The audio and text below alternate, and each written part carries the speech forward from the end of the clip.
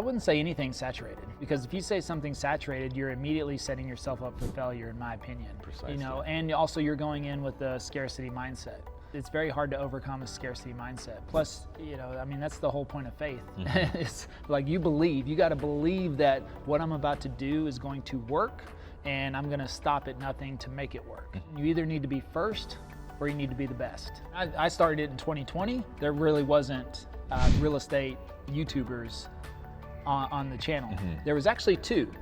Now, some people might even look at that and say, oh, well, these 2 people already have the market locked up. I looked at the gaps. Now, the funny thing is those 2 channels are still around. One of them has only gone from 13 to 15,000 subscribers. The other one went from 5,000 to, I think they're at 9,000 now.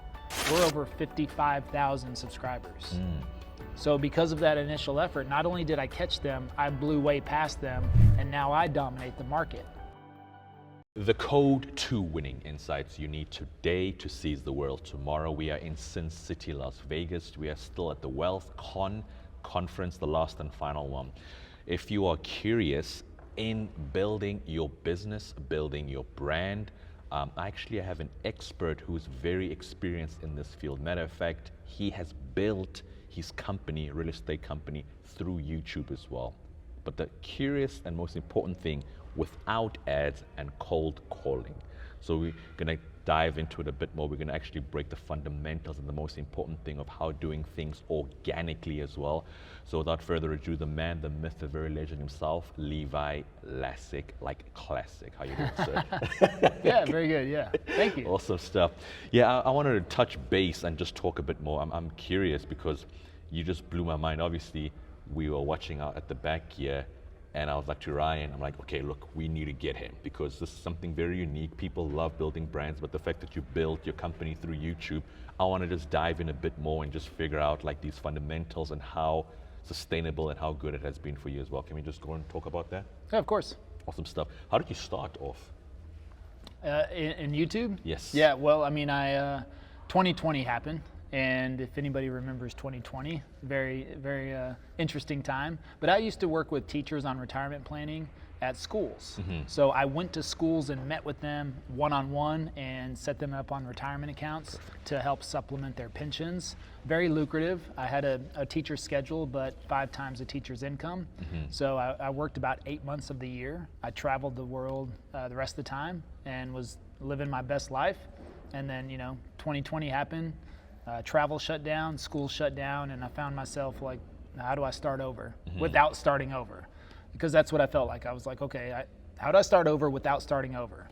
Is that even possible? But clearly I was starting over. So I was like, okay, well, I've always been interested in real estate investing and real estate, but there was not really a lot of options during 2020 either. You're not gonna get a job. I didn't want a job, but also there was 30 million layoffs in the country at that point, so nobody was hiring anyways.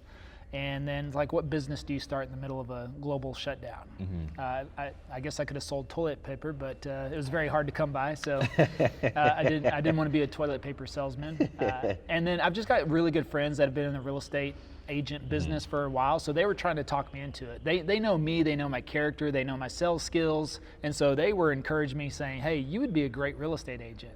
And I was like, I don't want to be a real estate agent. I always felt like they had ulterior motives. Like, oh, nice to meet you. I love your suit. By the way, here's my card. If you're ever going to buy and sell, I'm your person.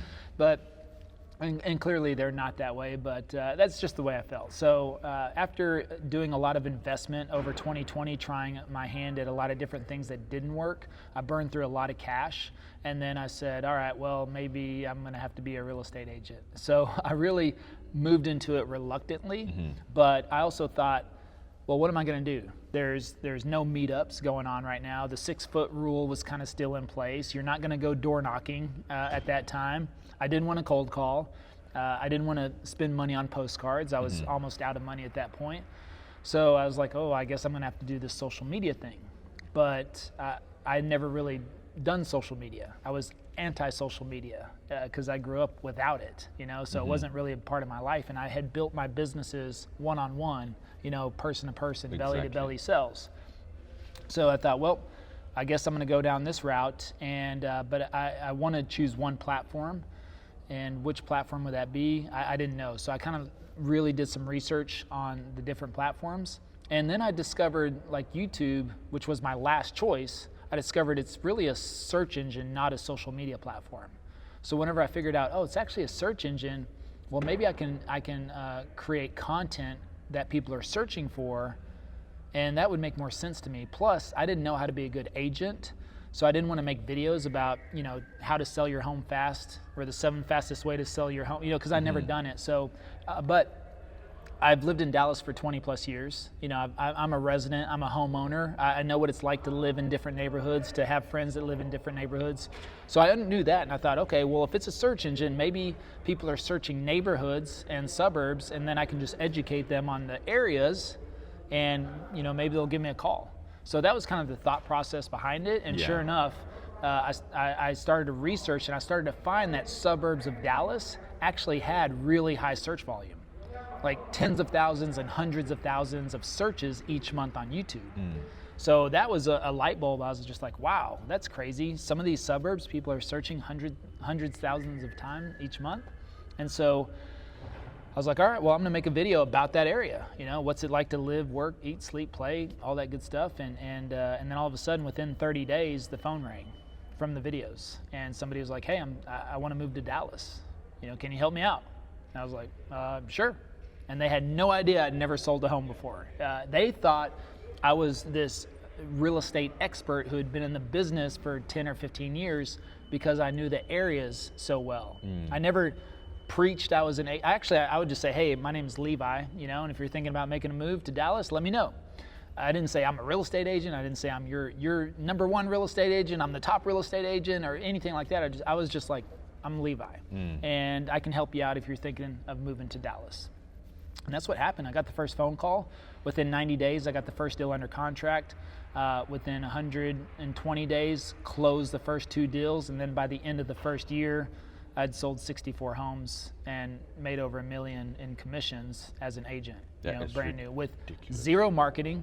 I mean, YouTube is marketing, but no paid ads. Did not use a single paid ad on YouTube. I did no cold calls. I did no networking events. I did no open houses. I did no postcards, and closed 64 homes, which was about $33.5 million in sales volume. That is ridiculous. Yeah. But the problem I wanted to talk about, which people are facing, is that YouTube is so saturated and competitive, but there's still people that are growing and progressing every single day. What advice would you give for those people that are posting, but they get like 1 or 2 views from mom and dad, or they're not seeing the progress with their YouTube organic way without paid ads? So I wouldn't say anything saturated, you know. So I would always caution people to be mindful of the words they choose, you know, because if you say something saturated, you're immediately setting yourself up for failure, in my opinion. Precisely. You know, and also you're going in with the scarcity mindset. You know, it's very hard to overcome a scarcity mindset. Plus, you know, I mean, that's the whole point of faith. It's like you got to believe that what I'm about to do is going to work, and I'm going to stop at nothing to make it work. So that's first and foremost. Second of all, there's, as far as when it comes to saturation, you either need to be first or you need to be the best. So even if something is saturated, well, that means you look at the saturation and say, where are the gaps? Like, okay, there's other real estate YouTubers right now. Now, when I started it in 2020, there really wasn't real estate YouTubers on the channel. There was actually 2. And one of them had 7,000 subs and the other one had 5,000 subscribers. Now, some people might even look at that and say, oh, well, these 2 people already have the market locked up. Well, what I said was I looked at the gaps. Okay, what are they doing? How am I different? How can I be different? How many times are they posting per week? And I realized both of them are only posting 1 video a week. So my #1 plan was to post 3 times a week, because I thought, well, if I'm ever even going to have the opportunity to catch them, it's not going to be by posting 1 video a week. You see, if they've already posted 100 videos and they're doing 1 a week, and I post 1 video a week, guess what? I'll never catch them. Never. If I do 2 videos a week, I could catch them and pass them, but it's going to take a little bit longer. But if I do something like 3 videos a week, I'm tripling my opportunity to not only catch them, but also pass them up. So something like that, I said, okay, I did that. And the funny thing is that whenever I hit 13,000, or they hit 13,000 subscribers, I had 13,000 subscribers. So I caught them at 13,000 subscribers. And this is all organically as well, right? Yeah, all organic. Now the funny thing is those 2 channels are still around. One of them has only gone from 13 to 15,000 subscribers. The other one went from 5,000 to I think they're at 9,000 now. We're over 55,000 subscribers. So because of that initial effort, not only did I catch them, I blew way past them, and now I dominate the market. To where most people might say, again, oh, there's 2 channels, that's it, they've captured the market. But the reality is there's hundreds and hundreds of transactions every month in Dallas. 2 channels are not going to capture those transactions. 5 channels are not. 10 channels, 20 channels.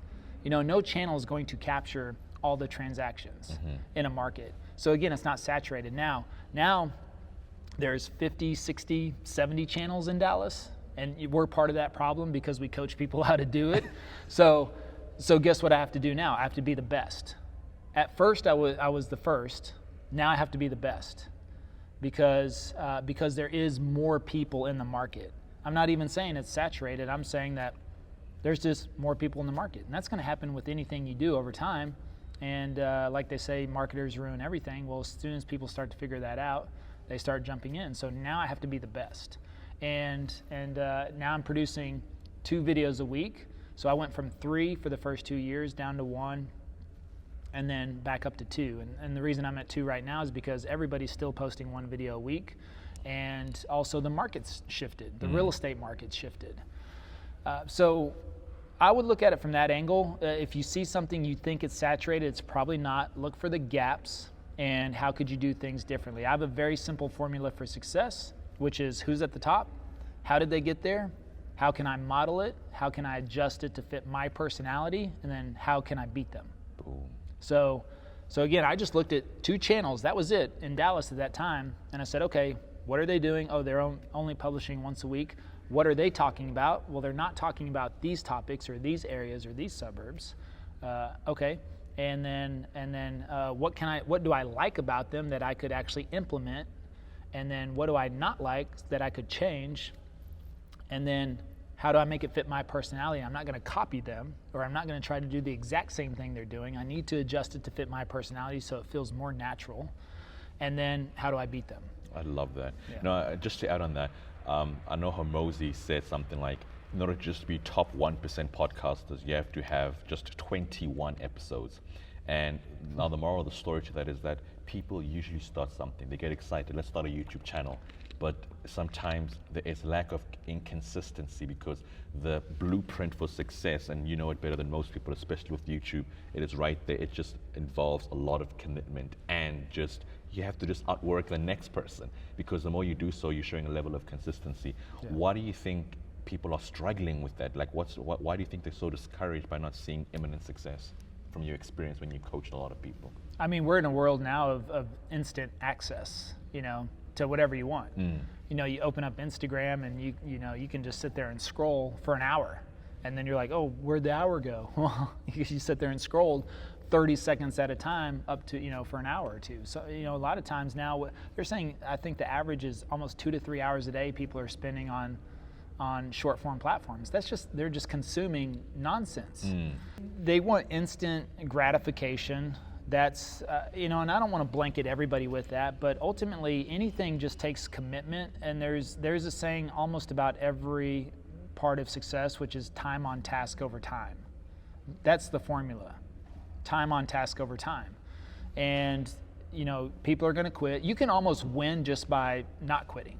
You can almost probably beat out 80 to 90% of the competition just by not quitting, because 80 to 90% of people are going to quit.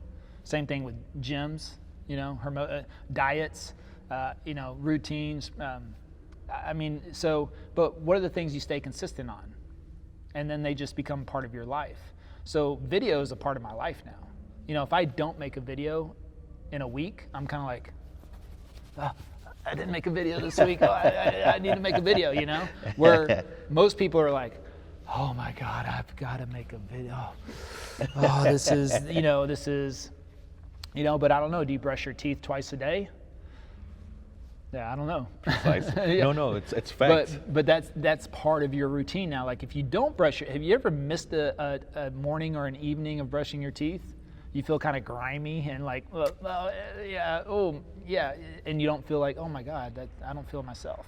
So to me, that's when you do something enough and it becomes a part of you, then that's what it is. But right now, we make it look easy. And again, people look at surface level success and they don't look at all the backstory and the work that went into it. People look at my compound effect of 5 years and they think I'm going to get the same results with 3 videos, and that's not the case.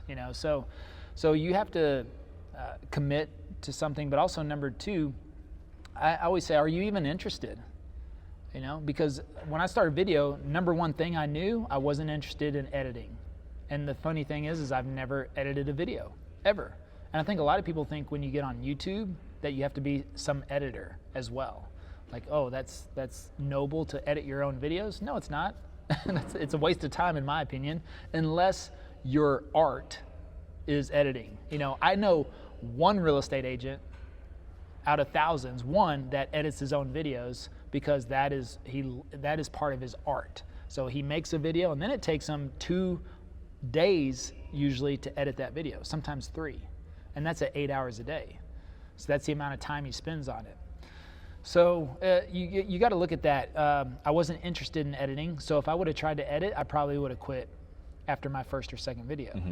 So that's the other aspect. Like, what are the things you need to eliminate around what you want to do so that you don't quit?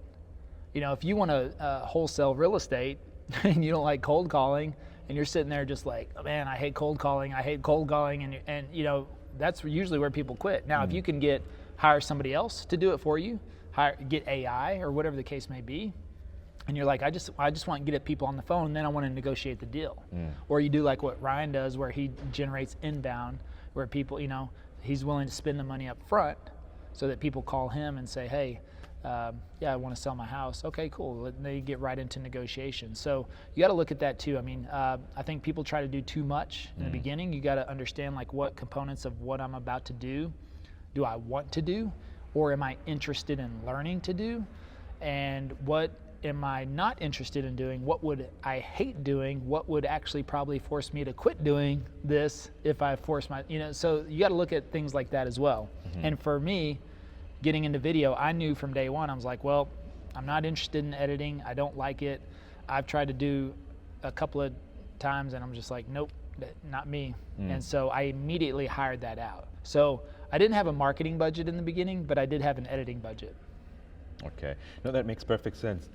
I'm glad you mentioned that. And I think looking at when I first started off, if I tell you some of the craziest strategies that I've done to start building my channel, about like 3 years ago, I actually went, I had like a QR code on, I printed out like my logo and like my portrait.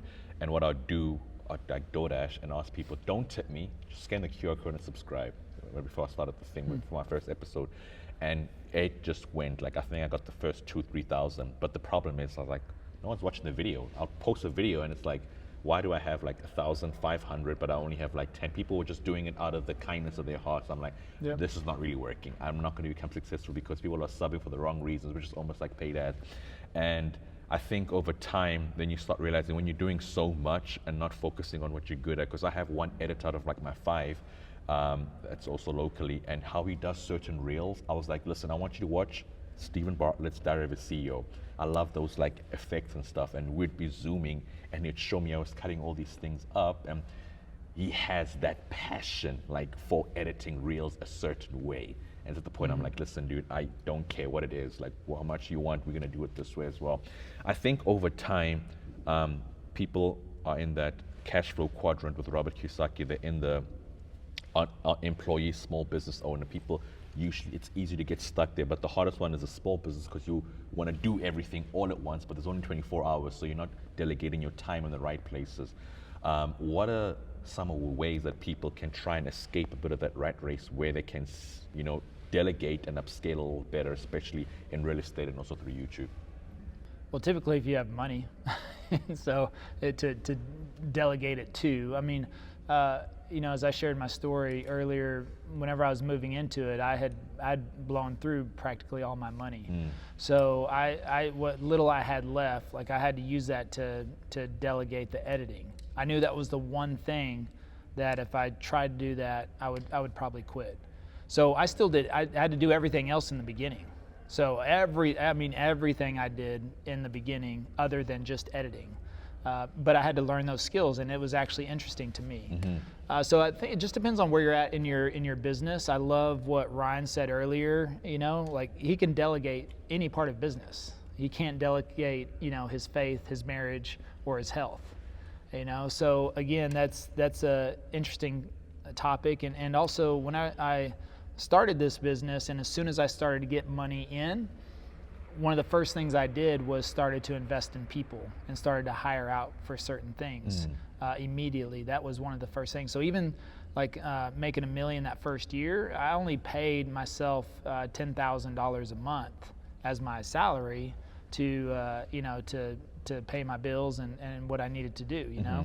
Even left me a little bit of extra money over, and I was like, the rest of it, how can I use this in the business, but also started investing in some coaching and mentorship as well, which also helped me start to speed up the process. So, as far as that goes, you got to look at sometimes if you don't have the revenue or the funds to invest in other people or systems or processes, then yeah, you're probably going to be working on something. But if there's something that forces you into doing something that is going to make you quit, you need to find a way at all costs to outsource that somehow, some way. Powerful. And if you don't have the funds, this is where partnerships come in. This is where, co-founders, this is where equity opportunities might, because again, if you don't have the money to do it at that point, you might find an editor. Be like, hey, I'm starting this whole thing up. Can't pay you, but, share your vision, your goals, your dreams, the business plan. Say, look, I've done all this research. I've got the whole content plan laid out. I know exactly what I do. I just need you to edit, and I want to cut you in on the business because I can't pay you. But, if you get somebody to buy into your vision, that's how companies are founded. That's how co-founders come around. But I would caution you this on partnerships is ideally, it's not good usually to partner with somebody that you haven't known at least 4 to 5 years. I think it's very important if you get into any type of equity opportunity with someone that you know them, their character, their family, you know their work ethic, you understand those things. Because once you sign legal paperwork, you're in with that person. So where it goes from there, and then if you start to learn other things, they're a cheater, they're a gambler, they're a drinker, or things maybe you don't agree with or align with you, and all that stuff starts to come out later, it's a big problem. So you have to be mindful if you don't have money in the beginning and you're looking for strategic partnerships.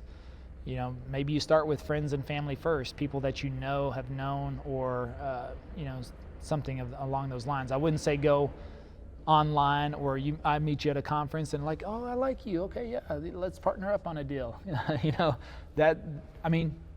It has worked, but not ideal, and that's just my word of caution. Of course. Yeah. The risk involved in that is absolutely scary, so I couldn't agree more. And one of the things that, like I said, separated you, which got us excited to try and approach you for the interview as well, obviously you built a real estate company or real estate firm. I know you're a co-founder of Passive Prospect. Prospect as well. But you built a company through YouTube organically, without paid ads, number one, and also without cold calling. What would you say is one of the most important strategies that you implemented to accumulate millions of dollars in revenue?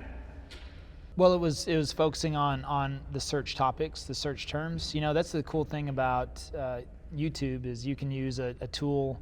We use a tool called channelstudio.ai. Like you can just pop in keywords in there and see the search results.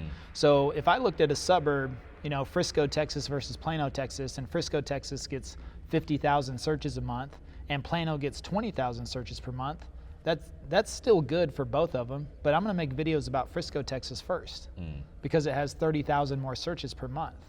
So look at your topics. And once people start searching that, YouTube has the most powerful algorithm out there. It's only going to serve videos to people that it believes will watch those videos. So as soon as I get one person to watch Dallas real estate videos, that's going to trigger, well, number one, the next time they log in, YouTube's going to feed them more of those videos if they watch the video. And then YouTube's going to know that person and know other people similar to that person. And then if anybody else has searched Dallas real estate videos in the past, they're going to be like, oh, let's serve up, this person really liked this video that Levi made, so let's serve that to some more people. And so the algorithm just takes effect from there. It takes over. And that's what when building off of it, like we wanted to find people that were specifically looking for that information. Now there's two different ways you can do search, and you can do browse/suggested. And browse/suggested just has more of a broader appeal, which means I may make videos about the suburbs, which is a little bit more niched, probably a lot more search volume, and that's probably where I'm going to generate more phone calls. Okay. If I want views, I might make something on Dallas, Texas. You see, Frisco, Texas has a population of like 250,000. Dallas, Texas has a population of 4 million. So if I make a video around Dallas, Texas, immediately it's got a more broader appeal, but then also you're probably going to get some more casual audience as well. So maybe it gets more views, maybe it generates more subscribers, but that doesn't necessarily mean it's more phone calls. And for me, the most important thing was phone calls, period. So I'm measuring success by phone calls because I'm trying to monetize off platform. I want people to call us. Our typical real estate commission is, $15,000, $15,000 to $20,000. So, you monetize that adds up a lot. That's so powerful. Yeah. So I use multiple different tools. I have a guy for SEOs that does that. I also just have on my desktop, myself personally, I have like vidIQ, which gives me like a certain score of like what my thumbnails may be, what my title may be, and all this different stuff. And with certain packages, you get like, you can generate them for like a certain title as well. So, I mean, those are tools that are relatively good. What would you say in that situation, how big of a role does thumbnails and titles really play towards like getting the attraction and the right people to look at your videos? Yeah, probably the most important. Even thumbnails? Yeah. Okay. Well, I mean, we're visual creatures. And so thumbnail, if you don't get the click, you're not going to get the view. So if they're not interested in the thumbnail, they're not going to read the title. And if they don't read the title, they're probably not going to click on the video. So it's thumbnail to title, and then that's got to create some sort of curiosity. I think the thumbnail has 3 words or less, sometimes no words. If you can tell a story with a picture, very powerful. Mr. Beast style. Yeah. And then they look at the title and they go, okay, that's actually something I'm interested in. And then the content has to be good to keep them watching, because that's the other metric. So YouTube's going to serve up your videos. If nobody clicks on it, or you get a lower than average click-through rate, then they're not going to serve it to more people. They're like, well, we're taking up real estate. Like when you open up YouTube, you got to think of that as that's real estate. And YouTube is choosing like which thumbnails to put on there that you are most likely to watch. So if they put your video up there 100 times and nobody clicks on it, or one person clicks on it, they're going to be like, that's not a good use of real estate. So we're not, why would we promote this video anymore? And what happens when you open up YouTube? You're sitting there, all you see is thumbnails. What happens when you open up Netflix? Thumbnails. What are billboards? They're thumbnails. What are magazine covers? They're thumbnails, right? Picture, bold text, curiosity, jaw drop, shock value, right? You're sitting in the grocery checkout. What do you see? Tabloids. Those are thumbnails. So you think about postcards, thumbnails. You know, so when you think about all of that and you look at it now in a different perspective, you know, all of advertising is really thumbnails. So that thumbnail on a YouTube video in terms of real estate is the same as a postcard, it's the same as a billboard, it's the same as a ad in a magazine. And what are you thinking about when agents put those together, or a company puts it together for you? What are they thinking about? Placement, wording, colors, branding, like what's the goal we're trying to accomplish? You know, we were making fun of it. We were driving here the other day from the airport, you know, being in Vegas, and like every billboard is a injury. Yeah, one of the lawyers is the muscle, right? And he's in a suit, but his sleeve is ripped off of his suit, you know, and he's like flexing, he's like, and I don't even remember his name, but I remember the muscle. So you think about that, driving by in that split second, I mean, we could probably Google Las Vegas lawyer the muscle, and we could find that guy. You know, and that's what he's doing, something that is like, because your eyes process an image in 0.7 of a second, and if YouTube leaves your thumbnail, if your thumbnail stays on somebody's screen longer than 1 second, YouTube counts that as an impression. Like they say, oh, we've given the viewer long enough to decide whether or not they want to click on this video. Facts. And so if they serve your thumbnail to 100 people and less than 2%, which means 2 out of 10 click on it, they're not going to serve it to anybody else. So you want to live really like 4, 5, 6% plus click-through rate. So that still means only 6 out of 100 people are clicking on your video. Is that a good score? 6%? Yeah. Yeah, it's not bad. Okay. Yeah. So, I mean, the click-through, or personally for me, so now in terms of, because of people's lack of attention span for longer form content, short form, TikTok, everything is now becoming, you kind of stress on the importance of that. So you end up seeing people doing shorts that are killing it, and then their long form content's not so good. What advice would you give? Because I've noticed as well in my episodes, I'll get such a high retention rate with like an FBI special agent telling stories. People just love that kind of stuff. And then you end up getting like also like heartbreaking story of somebody that end up like preventing suicide, another like high retention rate. But then somebody talks about a success story of making millions. How can you help get a consistent amount of retention rate throughout the course of long form videos? Well, who says we have short attention spans this day and age? Well, that's what I mean. That's what media is saying. That's what everyone's saying, right? Yeah, experts potentially. Right. So is that scarcity or abundance mindset? It's a scarcity mindset, right. for sure. So when we say, "Oh, the market's saturated," what position are we putting ourselves in? So from backwards, yeah. Negative aspects. I watch more YouTube than I do watch like Hulu and stuff. I watch. So when people are sitting on their couch or laying in bed, because where are TVs in the house? They're either in the living room or the bedroom, right? And what pieces of furniture are in those spaces? Comfortable pieces of furniture. So if 60-70% of our viewership is coming from TV, that means people are sitting on their couch or laying in bed, you know, watching our videos on their TV. Do you think you think they got maybe some popcorn? You know, you think they got the spouse next to them? Of course, you're comfortable. Yeah, they're episodes. They're learning. They're researching. Yeah, there's short attention spans when, you know why I go on Instagram? I go on there probably the last 20 minutes of my day whenever I'm brain dead. I don't want to think about anything. I want to maybe laugh, maybe, you know, see what's new. I don't know. I'm not even looking for anything. I'm just there to kill the last 20 minutes of my day. I'm just kind of like, man, I've made so many decisions today. I've talked so much. I've done, you know, everything, played with the kids, you know, had dinner, talked to the spouse, and it's like, okay, that's what I go on Instagram for. But people don't go on there to research. But when people sit down on YouTube, they're getting on their couch, laying in bed, and they're like, all right, let's watch something. You know, whenever Netflix releases a series, that almost 70% of people will binge watch it within the first weekend. And what is that? Each episode's an hour. Let's say there's 10 episodes. That's like 8 hours, you know, 10 hours of content they're consuming. Why? Because their attention span is there. They're interested. So when people are researching, they're in research mode. You know, when you're in research mode, your attention span is higher. You're looking for answers. You're looking for information. You know, you're looking to learn. So when you provide value, then people's attention spans are there.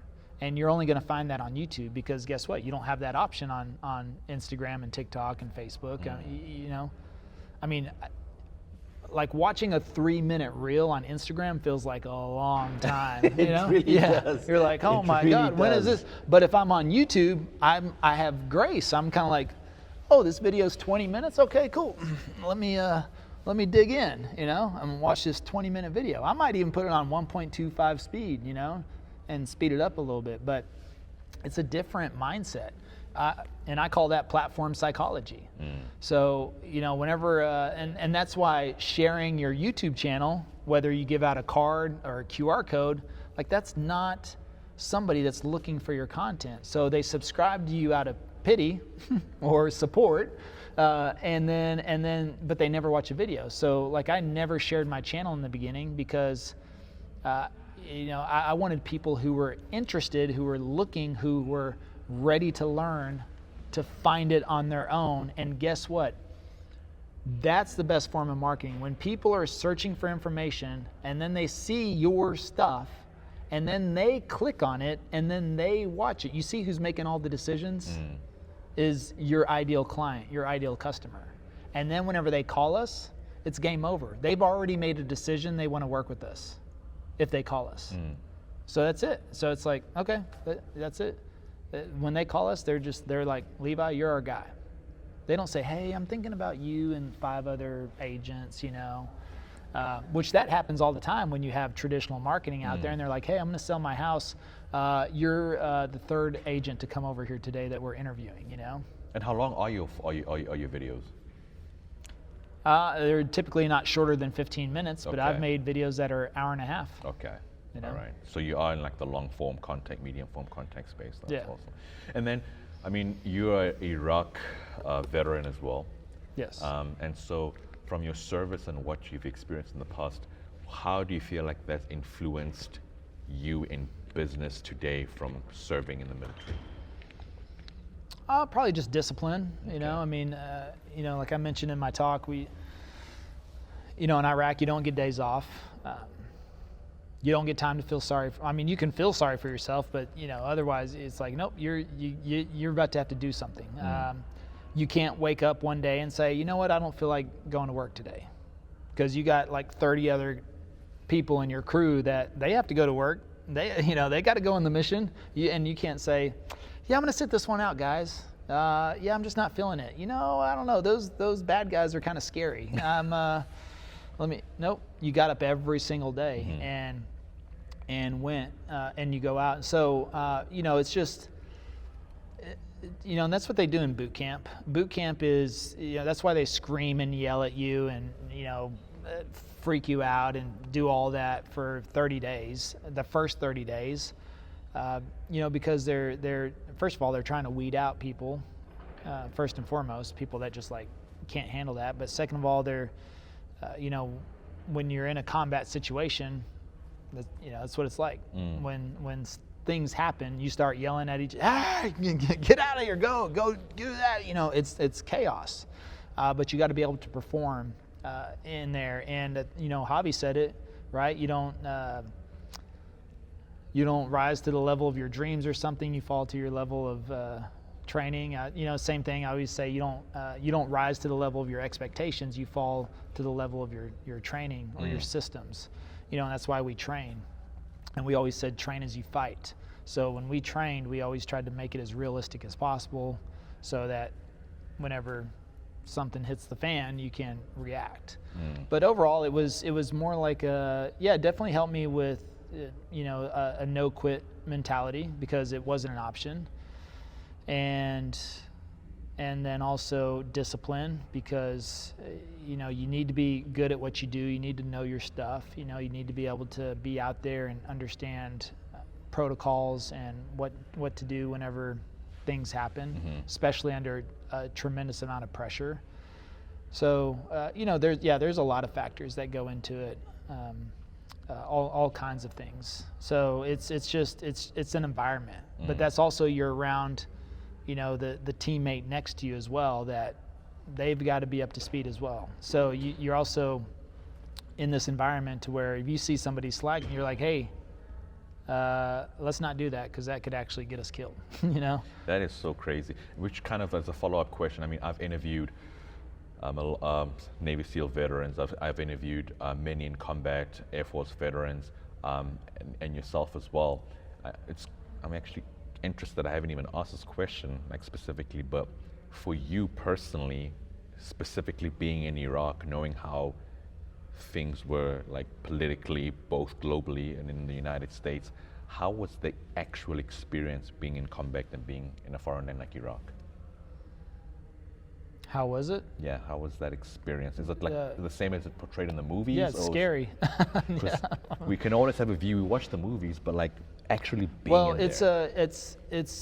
It's actually a lot of, there's a constant state of anxiety, almost. You're just kind of on edge a lot. Now, you can control that, and it happened internally with me. I mean, I was a sergeant, so I was in a leadership position. I was running a gun truck crew. And, I can't be around there going, oh my God, oh, did you hear that? Oh, because you're constantly hearing gunshots in the distance. You're hearing explosions, just all kinds of stuff all the time. And so, you can't sit there and be like, oh, did you hear that? Oh my God, so you have to maintain a level of composure, especially as in a position of leadership. But even, the lowest rank, those people had to be cool too, because you don't want to be doing that and then your buddy's like, dude, chill out, or hey, I don't want to go out with this guy. He freaks out over every little thing. So what it's like is just like you've got to hold a lot in, and you have to function at a high level every day. But a lot of times it's a lot of boredom as well, a lot of downtime where when you're down, you're down. It's like, what are you going to go do? A lot of the guys played video games. I was there in 2005. It's funny to think that was 20 years ago. It's crazy. And I remember hearing about, hey, do you hear this Facebook thing? MySpace was like still cool. Was still cool at that time. I had a MySpace. I remember that. So and then you go out and we weren't in constant combat like every day. It was for me personally there was about 5 major incidents I was involved in. So that means once every other month we got into a hairy situation. So the rest of the time you're going out on patrol, going on mission, and you're just your head's on a swivel, you're prepared, you're ready, there's anxiety because anything could happen. We're in a city. That's the other thing is like you're in a city. So, a lot of times too, someone could just pop out of a window, take a random shot and then disappear, and then it's like, what do you do in that situation? You got to contend with civilians, with kids in the streets. There's just so much going on. So you're on edge all the time. And then, you know what my biggest fear was? What was it? When I was in the porta potty, I was worried a bomb would come in and blow me up. While excreting. I was like, I don't want to get blown out of here with my pants down. Because so think about this too. We had porta potties, and it would be 130 degrees in Iraq. So imagine a plastic box sitting in 130 degree heat. I would literally almost like strip to my underwear to go in there, just because it was like a sauna. You'd sit in there, as soon as you stepped in, you're just pouring sweat, and then you're sitting there, and then you'll hear explosions off in the distance, and you're like, oh, that one sounded close. And I would just think, man, please don't hit me right now, all right, let me get out of here. But it's like silly stuff like that, but and then the rest of the time you're on camp. We would have random mortar rounds come into camp. I was probably, here to maybe those tables over there one day when, 3 or 4 mortar rounds came in. And so you might just be sitting there. Everything's cool, and all of a sudden, and a mortar round is basically a little, like a little tiny missile that they drop in a tube.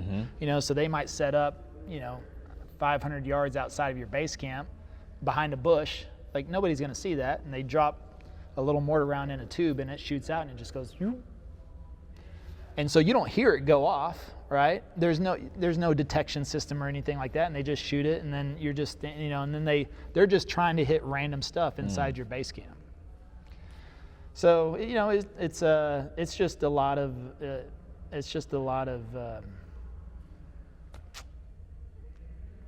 anxiety. That's what it is. I mean, you're on edge all the time. You're just kind of like, okay. But at some point too, you got to let that go. There's days sometimes where you don't think about it at all, and then there's days that you hear stuff close by and something happens and it just puts you on point. So it's a lot of ups and downs. But and one of the things I do like, and including you and many others that I've interviewed, especially with you being in combat. Many people that have served usually come back with severe levels of anxiety, depression, mainly because of the exposure and the stuff that they've seen as well. And looks like the trajectory for you has just been nothing but positive, but mainly because of the work and ethic that you've put into trying to build a brand, business, and success for yourself. What are ways of people that are out there that may be watching, that may have served, and they're just like in the state of like, I don't know, I want to do anything. Like what words of advice would you give somebody out there watching and experiencing that? I'd probably get some help. Talk to somebody. When I came back, I wasn't fine. I definitely struggled with some things, but also when I came back, like I got a job as fast as possible. I think for me, I wanted to get to work. I think if I sat around for a period of time, I think that's where you get inside your own head and, things can kind of get out of control. So for me, it was just like, I got a job almost like within a week. And also I had connections and I knew people and stuff like too. So actually I pretty much had something waiting for me whenever I came back. So I immediately was like, hey, when can I start? Like right now. So I went to work and then had a sales job and I've always tried to be the best at what I do, so I started to learn that sales position and how could I be the best, and followed my model of success, and that was it. That was it for me. So for others, I don't know. I can't speak to it. Some people just they can't shake stuff. It's unfortunate. I mean, clearly, suicide is a thing, alcoholism, drug use, those types of things. But I was fortunate. I didn't get. I don't know. I'm not really. I'm not prone to addiction. Maybe I maybe that helps out too. I mean, I've definitely had my fair share of drinks, but I've never. I don't know. If I drank like 2 days in a row, I don't know. I guess I had enough self-awareness at that time too to be like, whoa, okay. But also, if I worked, I don't know. I just had this rule too with myself, was like I never drank on a work night or anything like that. When I went into work, I always wanted to be, maybe that came from the military, like when we were in Iraq, you couldn't do any of that, so you go a whole year without that, and I come back and just came back and like one of the first things I did was drink beer. Like, give me a beer. I haven't had it for a year, but I was still in my 20s and I would go out on the weekend and drink, but then if I was going, I wouldn't drink on Sundays. So I don't know. I've always had some sort of, I guess, limits within my own self, and so it was. I actually smoked cigarettes before I went into the military in high school. Just because I was part of the cool crowd, and when I went into the military, you couldn't have cigarettes, and I just thought, well, this is probably a good time to stop. So I went through boot camp and everything without it. So that's one thing. Like whenever I came back. And I didn't pick it up. Clearly, there's a lot of guys that smoke in the military, and I just, once I went through boot camp and then got into with the regular team and everything, I mean, clearly, you could have cigarettes and all that stuff, but I just said, well, I just went the last couple of months without it, so, I'm just going to say no. And I'd never, ever had a cigarette ever again since then. So I think it just depends on personality. Some people have addictive personality, so that's a problem, because if they come in and have a drink, but then also, like, you see people, sometimes those are the most successful people in business, right? Because once they cut out the alcohol or the drugs or something, they all of a sudden, they get addicted to business, and they go the pretty hard one way. So I don't know. For me, I can't say it works for everybody, but it was just for me to get a job as fast as possible. Some may want to come back. If I could go back, I would have definitely done things differently. Like in my downtime in the military, I would have been studying, to start a business. I would have came back like with the whole business plan in place. I would have saved as much money as possible. I just wasn't thinking that way in my early 20s, So yeah, I mean, if I could do one thing differently, that would have been it. I would have used that downtime. And I wasn't even into video games. Like when all the guys were playing video games, I didn't play video games. People would send us, this was clearly before Netflix and all that, but people would send us like DVDs, so typically I'd watch some movies and stuff, and I think I was like, wow, what a waste of time. But that was, I remember somebody, I think like 24, this show called 24 was real popular then, and someone would send me like the whole series of DVDs. People would send us gifts, people like to support the troops. I remember 24. Oh my God, that's old. That's like 2006 or 7. Yeah, so I think it was, I was there in 2005, and so and then you get into seasons, and we only had an hour or two, sometimes 3 of downtime if we weren't out on mission or on, and that was every day. And then I had to sleep, and so it was like 1 to 3 hours of downtime. And that's what I'd do. I'd start watching a series or something from DVDs that people sent us, and I wasn't thinking, hey, let me prep and get ready for, start a business whenever I come home and save my money. And so, but, it is what it is now. And whenever I came home though, I was like, well, I got to get a job, just give me a job, get me working, get me out of my head, because I wasn't thinking about that stuff whenever I was working. I was thinking about sales and the customer and getting better at sales. And so that's what I poured myself into. So. Oh no, thank you for sharing all of that. I mean, it's just very inspiring. When you spoke about the addictive personality, I call it the Saul to Paul effect. Obviously in the Bible, we know how he was the one persecuting the saints. It was one of the worst people, the road to Damascus, his conversion phase. And some of those addictive personalities can have good traits, but I think for the most part, when they've done the studies of addiction and what people usually face, it usually is a void to try and cover up for the pain that they may be feeling or something that's missing within their life as well.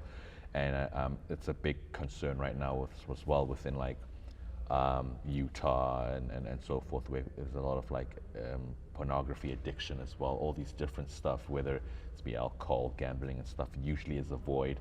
But yeah, I'm glad you shared that. I wanted to go back to YouTube now. I get excited about this topic so much because it's one of those stuff where there's not just one way to achieve success. There's multiple ways. Right now we're seeing a lot of the people that are streaming that are making a killing in that because they have a target audience and they just seem to crack down their niche and maximize as much as possible. I want to talk about like what programs and stuff that you do in terms of that, because where do you see YouTube in the next 10 years before we start off with what you do? Well, I think it's the most dominant platform now, and it probably will be the most dominant platform in 10 years. So I would go all in on some YouTube. And with AI, because I think 3 months ago they said that people cannot be doing cannot get paid while trying to use other people's videos. Well, they backtracked some of that and clarified some things. I mean, they're not gonna. They have to allow AI content. Now they said something about monetization. There's channels out there that clip, like David Goggins and Jocko and all these people, and they'll just take a bunch of their speeches and then make like an hour video. So it's like a 1 hour motivational clip, of David Goggins yelling at you and Jocko yelling at you, and then Tony Robbins comes. So they said something around that, but those channels they definitely make a lot of money. So they said something more around that. They're not going to get rid of AI content. I think we talked about this with Ryan in the private mastermind before the event, and the phases. And it's like, yeah, we're kind of going through the AI phase right now, but now it's getting to the point already where, we send each other stuff, like Alex over here and Travis, and we're always sharing. And, half the time now I'm going, was that real? Did you just send, was that? and then sometimes I'll watch something and I'm like, oh my God, I can't believe it. And then, they'll have to tell me, well, that was AI. I'm like, oh, well, why are you sending me that? And so now we're going to move back into the people phase, So right now we're going through the AI phase, and then that's going to shift us back into the people phase. And where authenticity, realness, connection, is going to be probably more important than ever. So those that are building up their platform now, like in 10 years, whenever I think it's probably going to be at its peak, I would imagine, because AI is going to be absolutely crazy in 10 years. Mm-hmm. And you're going to have your AI people, but then you're going to have your people that are like, I still want connection. I still want, I still want that human element. So it just depends on what you're doing, I mean, it really depends on what you're doing. You think about it. I mean, YouTube's not going to ban Disney, or cartoons. I mean, that's AI, Yeah. When you think about it. I mean, all that stuff, that is AI. So I would go all in on it. Now, having your own avatar, that will be the interesting part, because then you can make videos clearly with yourself. And then people are going to be wondering, well, is that Levi or is that AI Levi? And then you have the choice, do you disclose, hey, I'm AI Levi? Or half your videos AI and half your videos are you? Yeah. But I would think that's probably even better to have two different channels. If you're going to have an AI version of yourself, that's a different channel.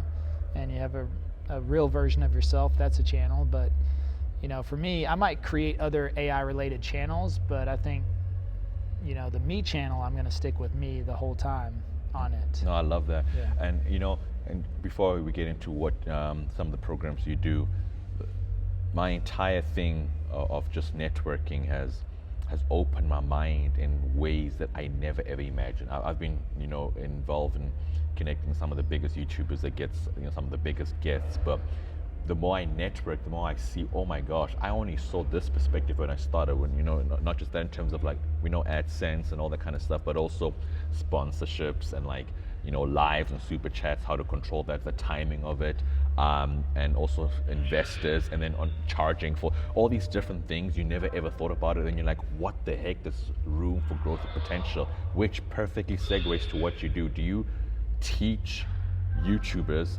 Is it primarily just those in real estate, or is it broad to those that are just in YouTube regardless? We're focused a lot on real estate right now. Mm-hmm. So I can teach anybody concepts, the principles, the fundamentals of it.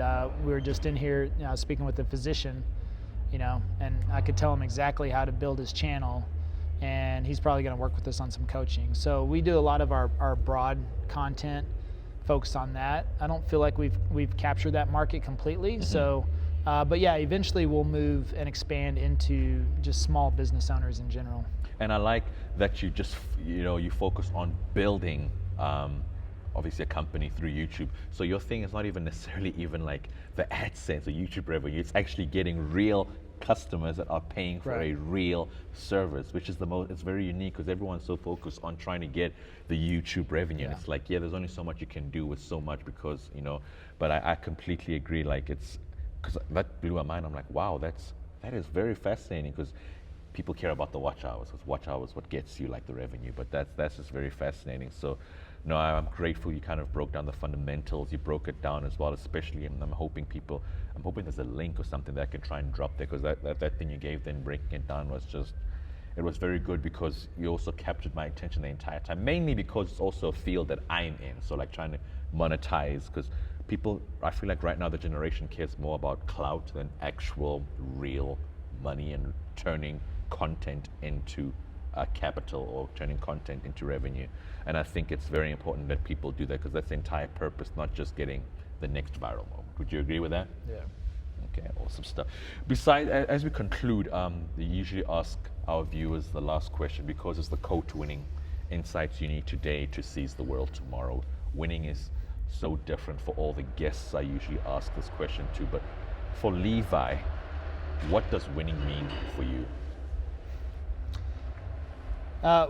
Well, winning means for me is you have strong faith, a strong family, and all your bills are paid. Well, mic drop right there. No, But also a good team. I mean, if you have a company, I think your team's a direct reflection of yourself as well, and also the culture that goes into that, and how many people can you help and pay it forward and serve, all of that. So it's not I'm not a car guy. We've seen you see the I love Lamborghinis. Actually, I had a Lamborghini poster on my wall in the 80s as a kid. I can't see myself right there. So it's like that. It is a level of success, Mm-hmm. and I'm not knocking anybody that has one or buys one. I think they're super cool, but it's maybe when you're bored and you have so much of it, you start to buy the toys. But I've never really been a toy person either. So I probably have a few things, but I like more experiences. Traveling, and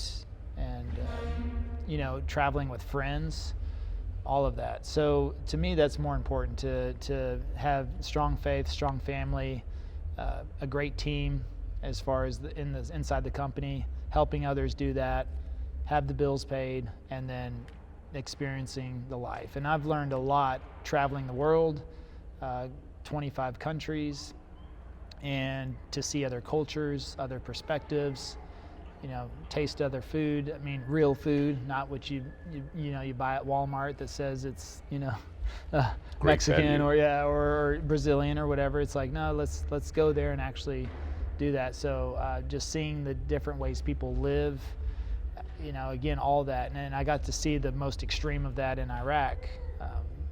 And Iraq was deemed the most beautiful city in the 70s, and now it's just blown to nothing almost everywhere.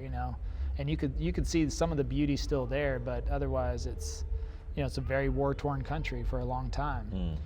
And that provides perspective on what you do, but also even just going to a cool country. You go to Mexico or Brazil or hopefully you've been to South Africa. That's where I'm from. Oh yeah.